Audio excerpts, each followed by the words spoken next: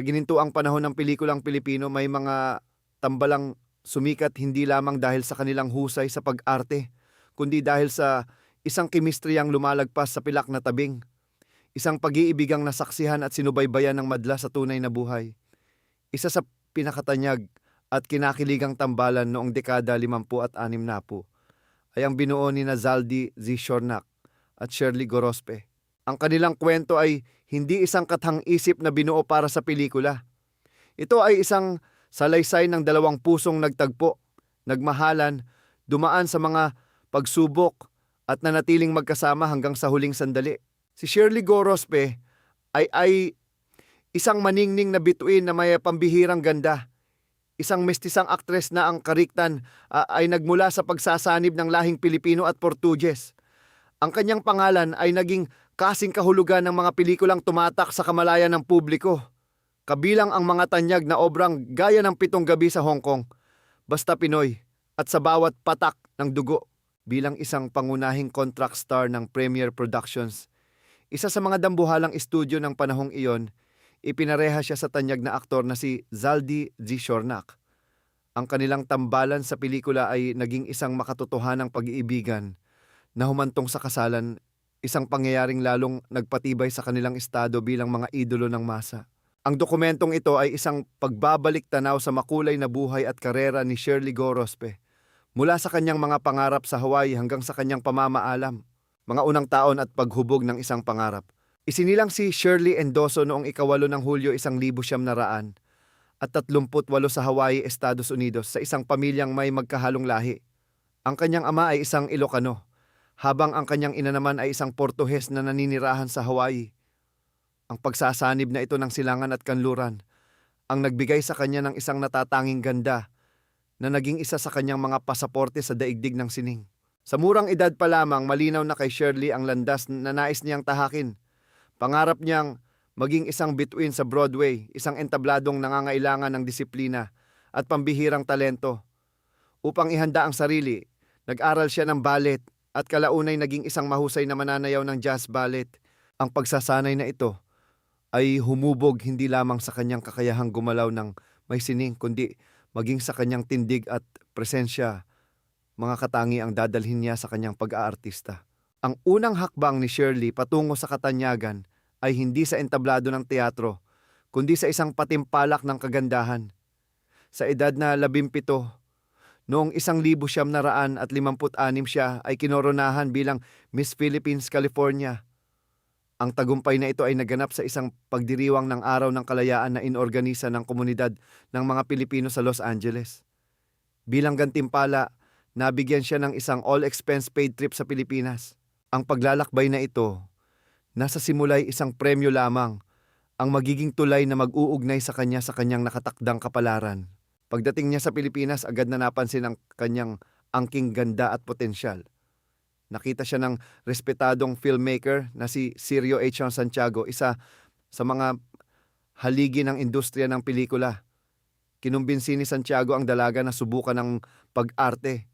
Bagamat malayo ito sa kanyang orihinal na pangarap na Broadway, isinaalang-alang ni Shirley ang alok.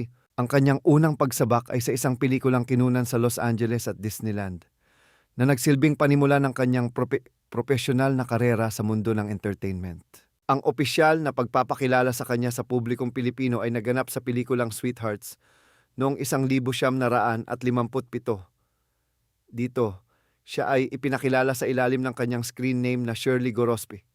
Isang malaking karangalan para sa isang baguhan na mapabilang sa isang proyektong nasa ilalim ng direksyon ng pambansang alagad ng sining na si Gerardo de Leon.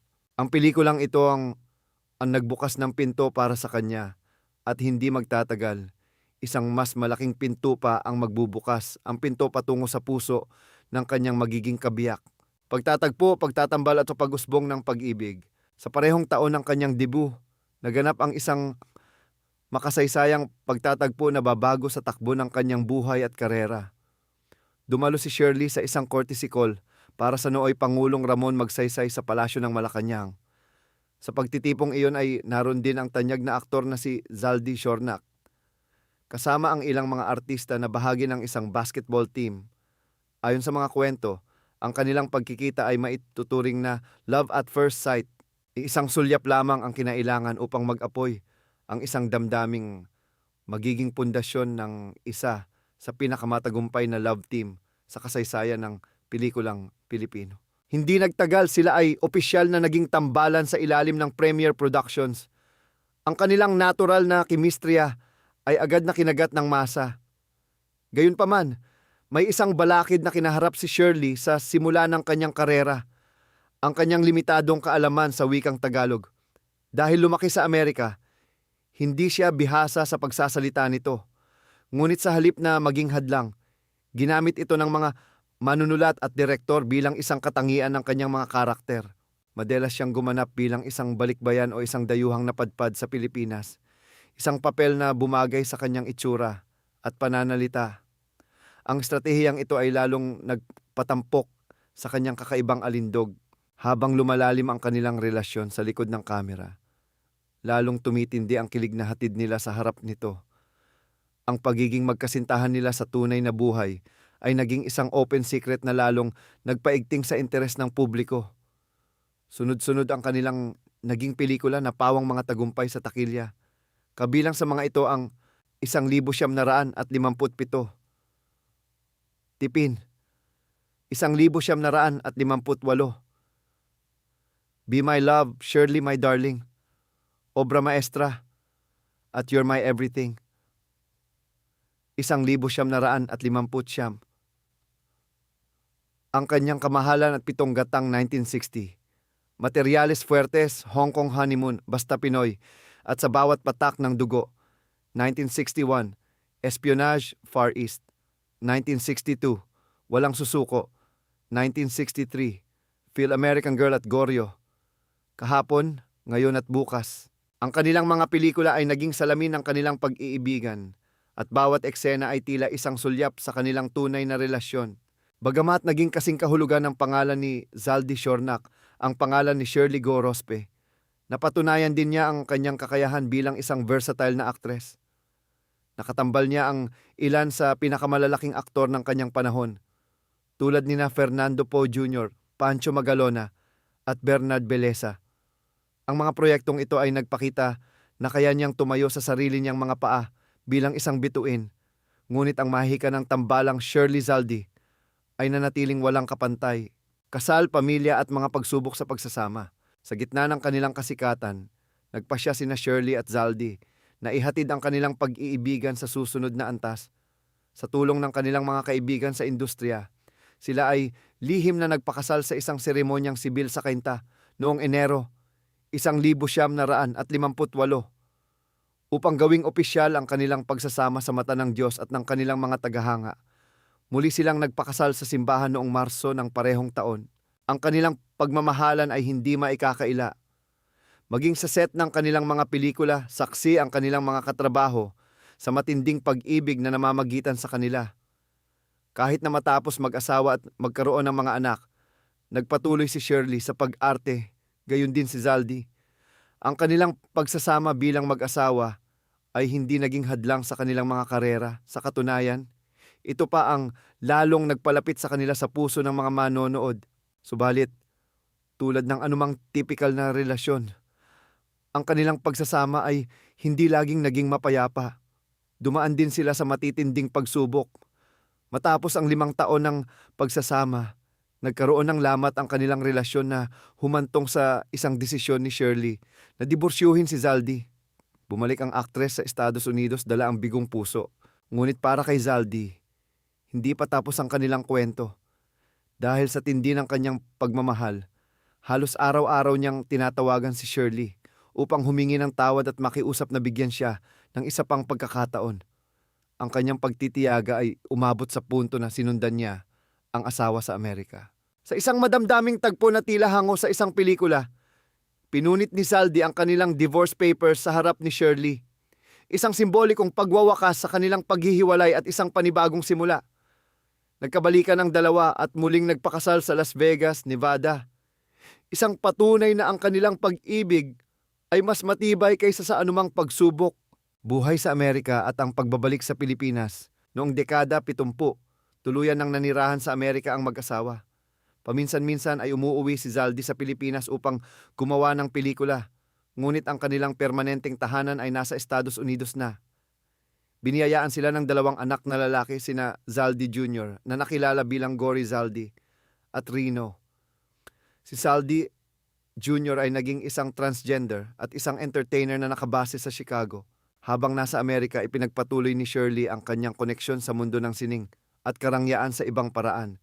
Siya ay naging isang modelo para sa tanyag na designer na si Ruben Panis. Ang siya ring nagdisenyo ng kanyang wedding gown. Maraming taon na ang nakalipas.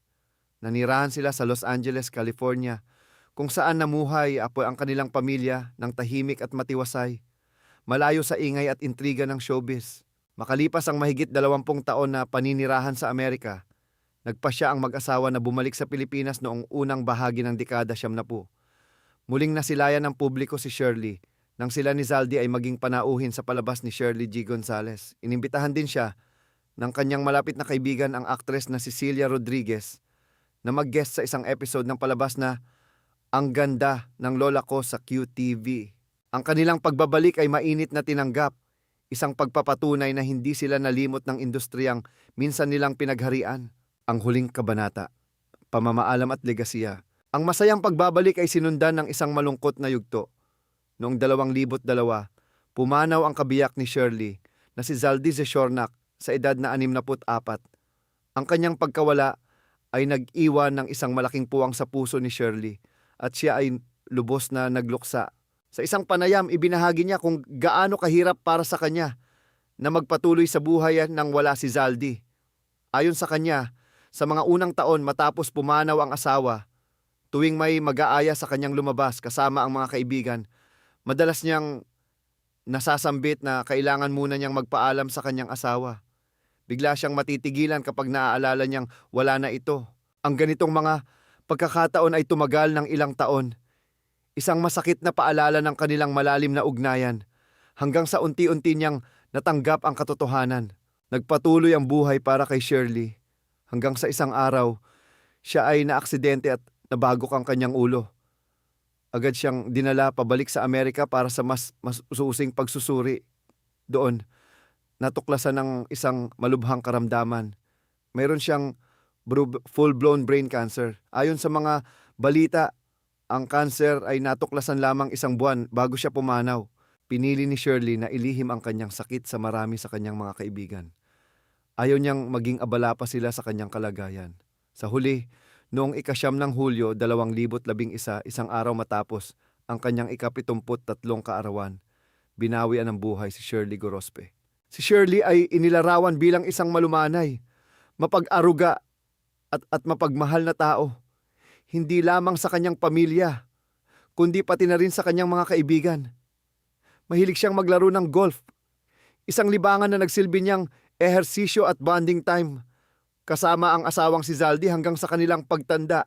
Sa kanyang pisikal na kaanyuan, si Shirley ay sinasabing napakaglamorosa sa kanyang pananamit at pagkilos. Ang katangiang ito, kasama ng kanyang talento ay naging isang malaking bentahe sa industriya. Nakamit niya ang paghanga at respeto hindi lamang ng mga tagahanga kundi pati na rin ng kanyang mga kasamahan sa trabaho at naging inspirasyon siya para sa marami. Nagkaroon siya ng isang magandang buhay, nakamit ang tagumpay sa loob at labas ng showbiz. Bagamat dumaan sa mga pagsubok, naging matagumpay ang kanyang buhay may asawa, isang natatanging biyaya na kanyang pinagyaman at inalagaan hanggang sa huling hininga ng kanyang kabiyak. Ang kwento ni Shirley Gorospe ay hindi lamang kwento ng isang artista. Ito ay kwento ng isang babaeng umibig ng tapat, lumaban para sa kanyang pag-ibig, at nag-iwan ng isang legasya ng ganda, grasya, at walang hanggang pagmamahalan.